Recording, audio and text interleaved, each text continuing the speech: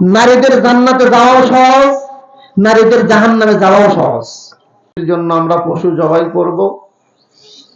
যিনি আমাদেরকে হাসপাতালের বেডে না রেখে কোরবানির মজমায় আমাদেরকে কবুল করেছেন, সেই আল্লাহ জাল্লা শানুর দরবারে ঈমানের আওয়াজকে বুলন্দ করে সকলেই জবান খুলে জীবনের শেষ ঈদুল আজহা মনে করে আগামী বছর ঈদুল আজহা পাবো, এটার কোনো নিশ্চয়তা নাই।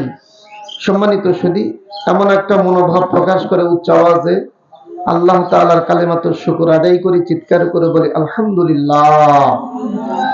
সম্মানিত সুধী, আল্লাহর জাহানের প্রধানমন্ত্রী রাহমাতুল লিল আলামিন যেনার সুপারিশ পারমিশন ছাড়া কিয়ামতের ময়দানে কোনো একজন ব্যক্তি জান্নাতের দরজায় ঢুকতে পারবে না। আল্লাহর পয়গম্বরের আদর্শকে যেই সমস্ত ব্যক্তিরা জীবনের চাইতে বেশি প্রাধান্য দিবে, আল্লাহ তাআলা তাদেরকে আল্লাহ তাআলার জান্নাতের মধ্যে জওহর পাথর, তারপরে আপনার বিভিন্ন মণিমুক্তা খচিত যেই পাথরগুলো আছে, এর চাইতেও তার মান মর্যাদা আল্লাহ তাআলা বাড়ায় দিবেন। বলেন সুবহানাল্লাহ। সেই আদরের নবী, মায়ার নবীর রওজা পাকে বাংলার এই প্রান্ত থেকে ফেরেশতাদের মাধ্যমে দরুদ ও সালাম মির্জাপুর বাজার কেন্দ্রীয় ঈদগাহ মাঠ থেকে আমরা দরুদ পাঠায় দেব মদিনার দিকে, যে মদিনাতে অসংখ্য অগণিত হাজিরা, লক্ষ লক্ষ হাজিরা, যে মক্কাতে লক্ষ লক্ষ হাজিরা আল্লাহ তাআলার কাছে হাজিরা দেওয়ার জন্য লাব্বাইক আল্লাহুম্মা লাব্বাইক, আল্লাহর কাছে আত্মসমর্পণ করার জন্য দুহাত তুলে ছেঁড়া কাপড়, অর্থাৎ একদম নরমাল মৃত্যুর কাপড় পরিধান করে, হজের এমন একটা সিস্টেম, আল্লাহ ইচ্ছা করলে আমরাই যে আজকে ঈদের দিন আসছি প্রত্যেকে একটু চাকচিক্য পোশাক পরার চিন্তা করি, কিন্তু হজের নিয়ম কানুন হলো চাকচিক্য কোনো পোশাক পরিধান করা যাবে না।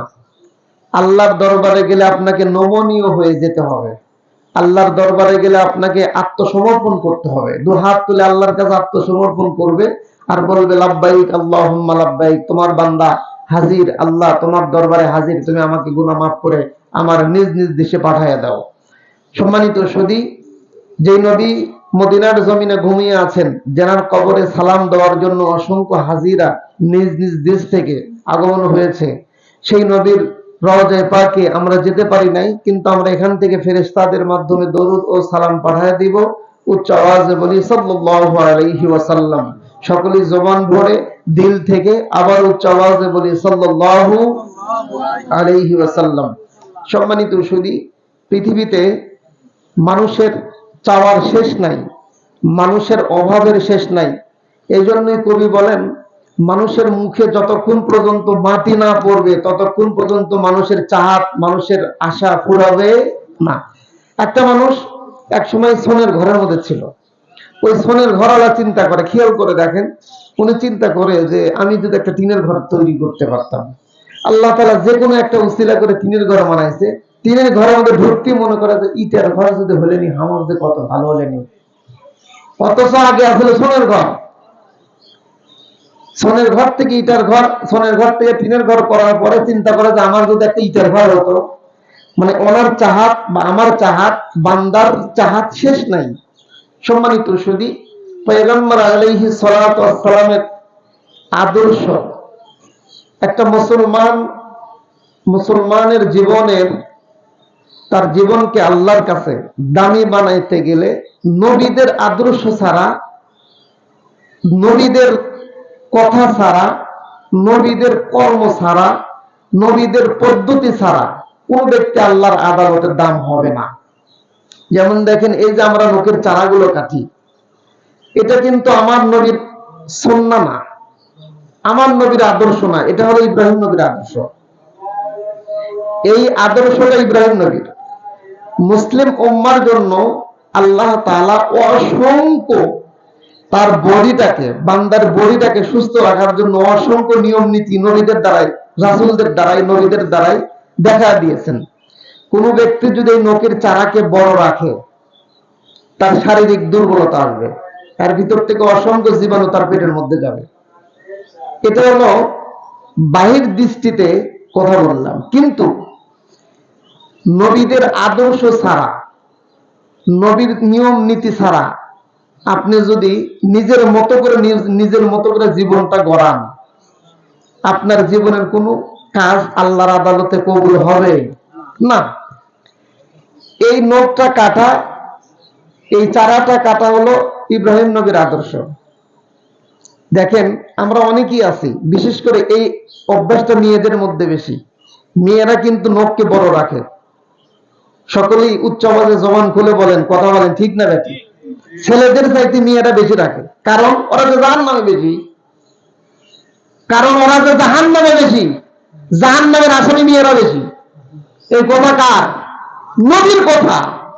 নবী মেরাজে গেছেন, ঠান্ডা মাথায় কথাগুলো শোনার চেষ্টা করবেন। নবী মেরাজে গেছেন, মেরাজে যাওয়ার পরে আল্লাহর হাবিব জনাবে রাসূলুল্লাহ সাল্লাল্লাহু আলাইহি ওয়াসাল্লাম, সকলে জবান খুলে বলেন সাল্লাল্লাহু।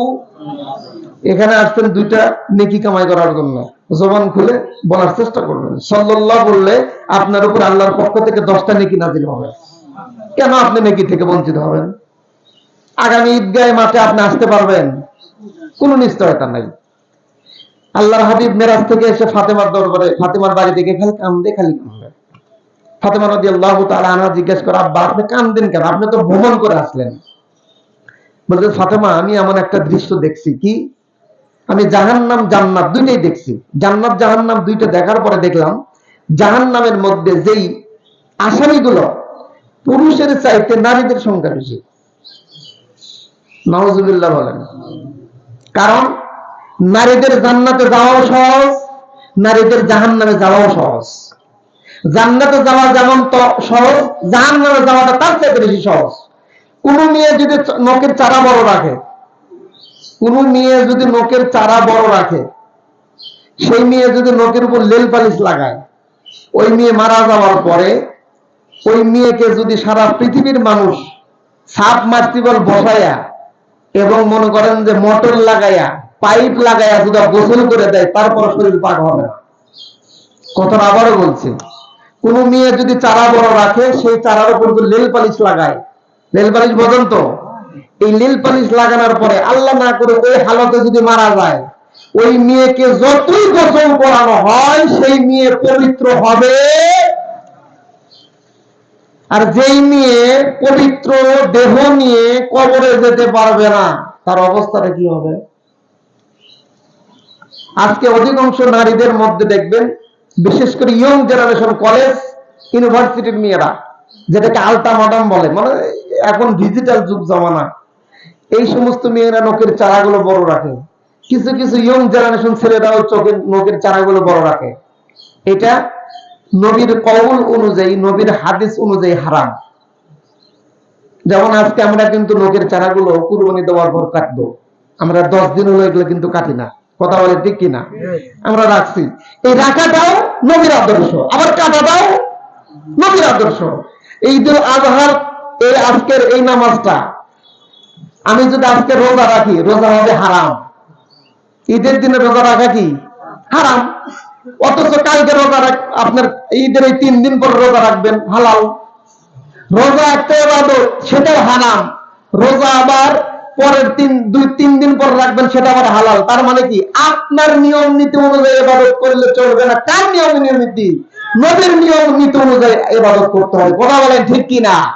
সম্মানিত সুধী, তাহলে এই যে কিছু কিছু আদর্শ আমাদের মানতেই হবে।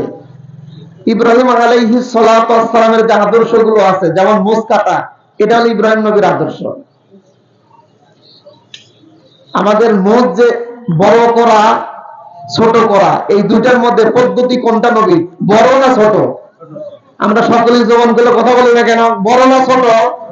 যারা কথা বলবে না তারা হলো মোহরে দলের লোক, যারা কথা বলবে না তারা মোসানো দলের লোক, যারা 2 হাত 2 জন 2 বড় মোজ খাড়া করে থেউরি খায়। মোজ ছোট এবং বড় রাখা নবীর আদর্শ কোনটা? ছোট না বড়? জোরে বলেন, ছোট না বড়? সম্মানিত সুধী, নামাজ কয়টায়? 6 জন মুসল্লি হলে নামাজ পড়বো ইনশা। আর জোরে বলেন ইনশা। 8টার নামাজ পড়া হবে, রাজি আছেন তো ইনশাল্লাহ? যদি আপনারা 9টায় পড়েন আমার কোনো সমস্যা নাই, আমি 8টাই পড়ব, আমাকে 8টার দিয়ে 8টার অনুযায়ী চুক্তি করে নিয়েছে।